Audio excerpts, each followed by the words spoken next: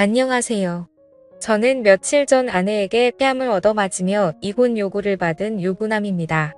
그런데 억울하기도 하고 아니면 아내의 반응이 당연한 것 같기도 하고 답답한 마음에 욕을 왕창 먹을 각오로 사연을 보내봅니다. 저는 아내와 나이차가 무려 8살 차이가 납니다. 그래서 주변에서는 많이들 부러워했습니다.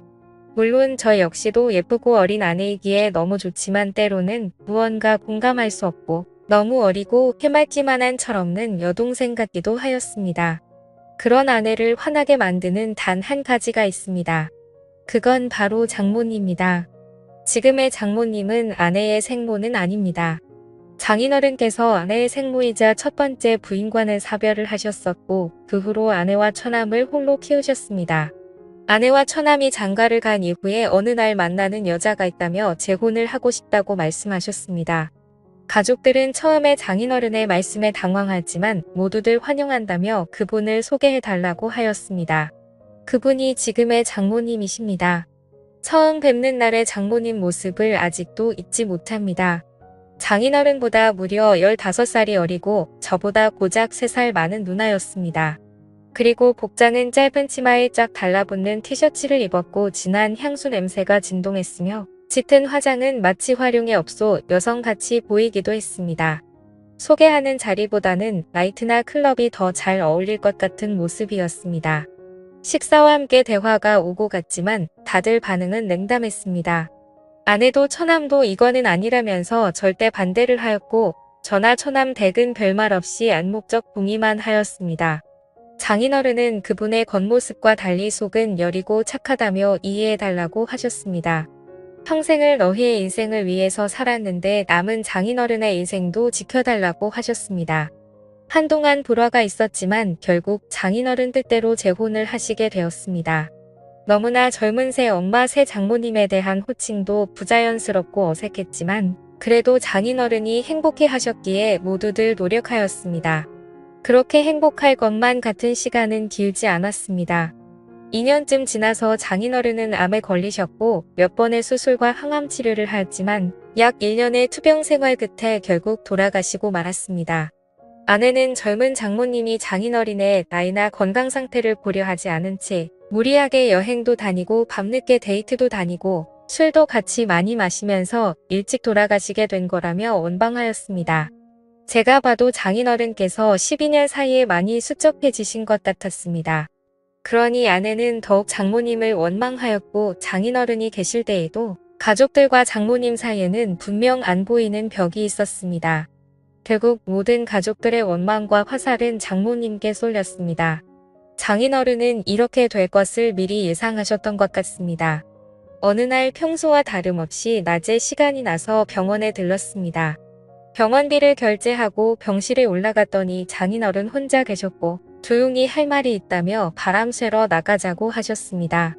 맞사위했던 저는 그 전에 장인어른과 소주 한 잔씩 하면서 말동무를 해드리고 하였습니다. 많이 답답하고 힘드시지 하면서 장인어른께 말씀을 드렸습니다. 한참을 고민하시면서 혹시라도 자기가 죽게 된다면 아주 가끔이라도 장모 찾아뵙고 안부라도 물어주면 안 되려고 하시는 것이었습니다. 그러시면서 장모도 많이 외로운 사람이라며 부탁한다고 하셨습니다.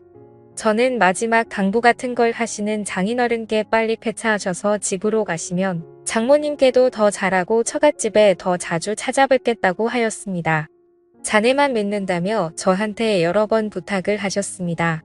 그 뒤로 장례가 끝나고 어느 정도 시간이 지날 때쯤 장모님께 전화를 드렸습니다.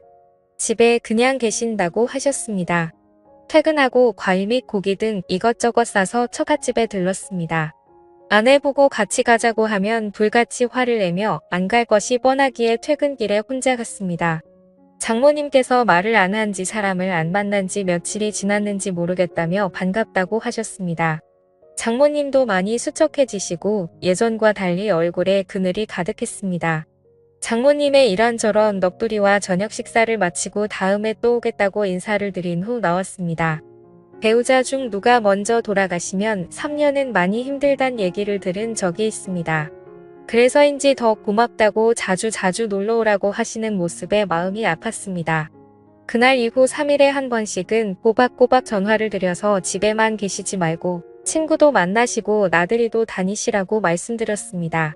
살 곳도 만날 사람도 없다며 그냥 집이 좋다고 하셨습니다. 그래서 정말 외출하고 싶으신데 가실 곳이 없으시면 점심때 회사 근처로 오셔서 전화 달라고 하였습니다. 언제든지 나가서 맛있는 점심 사드리겠다고 하였죠. 그 후로 가끔 오셔서 점심도 같이 먹고 카페도 가서 대화를 하였습니다. 어느 날 아내가 이런 사실을 알게 되었고 저한테 불같이 화를 내었습니다. 그래서 장인어른 부탁부터 있었던 사실을 전부 이야기해 주었습니다. 아내는 장인어른의 부탁을 무시하지 않고 들어준 것은 고맙지만 앞으로 장모님과 개인적인 연락은 하지 않았으면 좋겠다고 하였습니다. 그리고서는 장모님께 전화해서 더 이상 자기의 새엄마도 저의 장모도 아니니 연락하지 말라고 하였습니다. 이 사실은 처남에게도 알렸습니다. 처남도 아내에게 그 정도까지는 할 필요 있냐며 심한 거 아니냐고 하였지만 아내는 확고했습니다. 그렇게 한두 달 지났을 때 장모님께 연락이 왔습니다. 그래도 가끔은 제가 연락을 줄 거라고 생각했는데 한 번도 안 와서 서운했다며 시간 될 때 처갓집에 놀러 오라는 것이었습니다. 집에 이것저것 고장나고 교체해야 될 것은 많은데 할 줄도 모른다며 도와달라는 것이었습니다. 그래서 이번 주말에 한번 찾아뵙겠다고 말씀을 드리고 아내에게는 주말에 회사 상사분들이랑 골프 약속이 있다고 거짓말을 하고 처갓집으로 갔습니다.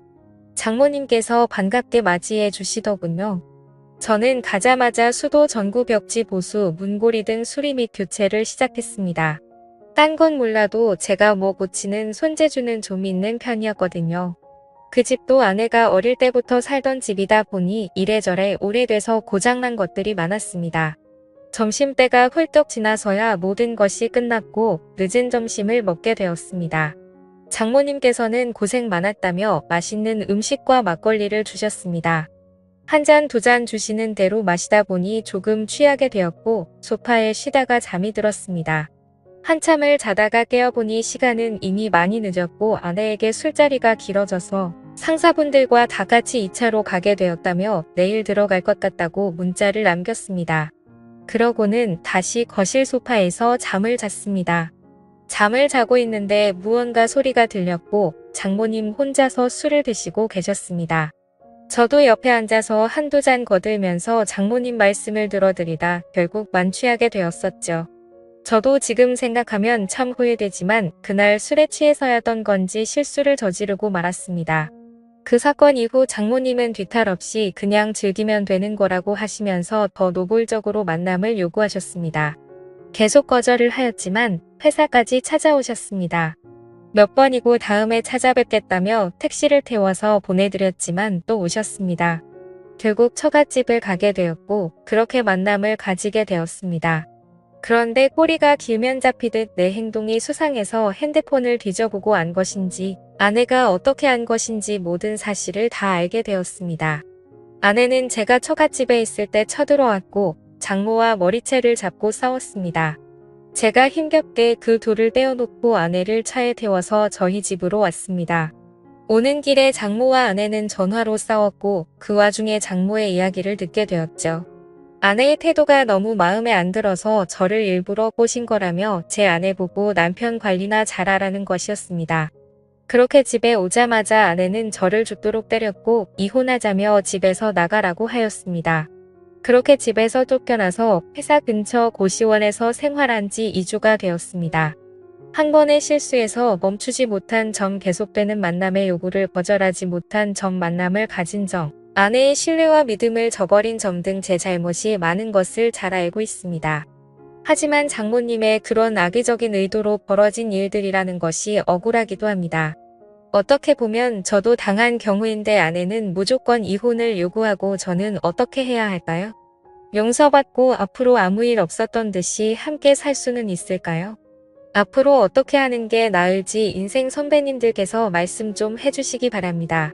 지금까지 읽어주신 모든 분들 감사합니다. 구독과 좋아요 알림 설정 눌러주시고 다양한 사연 또 들으러 와주세요. 그럼 모두들 행복한 하루 보내세요. 감사합니다.